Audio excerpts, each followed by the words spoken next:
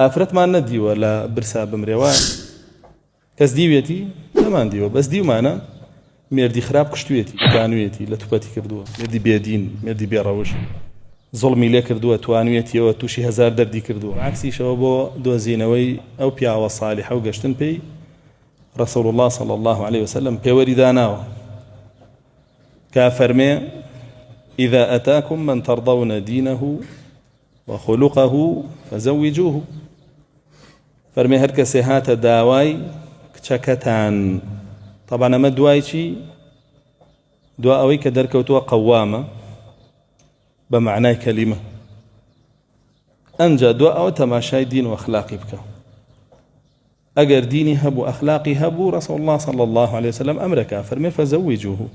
ئێوە کچەکەتانی پێ بدەن مەیگەڕنەوە ئەی بە دینی نایت و بە ئەخلاقی نای بە چی بە پارەی بە شەهادەی بە جوانی بە پلەپایەی ئێگەرەوانی لەدەستدا هیچی نامێنێتەوە هەر دین و ئەخلاقەکەیە لەگەڵ ئینسان نامێنێتەوە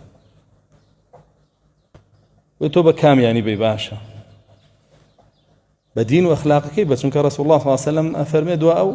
ئەگەر وانەکەن بە دین و ئەخلاقی نێنە و پێوەرە بشکێنن بە شەهادە و جوانی و پارە و منصبی بدەن تكن فتنة في الأرض وفساد كبير ئەو وەختە فتنە و فەساد لەسەر زەویە بڵاو بێتەوە لەکوێشەوە دەست پێکات لەو ماڵەوەی کە ئەو پێوەرە ئاشکێنێ ئەو ماڵی ئەو پێوەرەی رسول الله ئاشکێنێ صلی الله عليه وسلم لەو ماڵەوە دەست پێکان جا دوایی بە هەر کوێیەک بگاگا بۆیە ئەگەر پیاوێکی وا هاتە داوای کچەکەت وەزانیت توانایی بائی هەیە کە باسمان کرد وقەوامە لی مەترسە کچەکەتی بەرە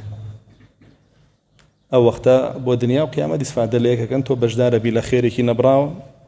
بۆ دوای مردنیشە چونکە ئەگەر وەلەدێکی صالح لەم ژن و پیاوە صالحە بێتە بوون تۆ پرۆسێت ئەنجامدا و بە یەکت گەیانون وەکو باوکی کچەکە ئەوە بۆ خۆی هەموویە بێ بە ئەجر و پاداشت لە عیبادەتی ئەو وەلەدە صالحە هەموو لایەک بەشدارە بێ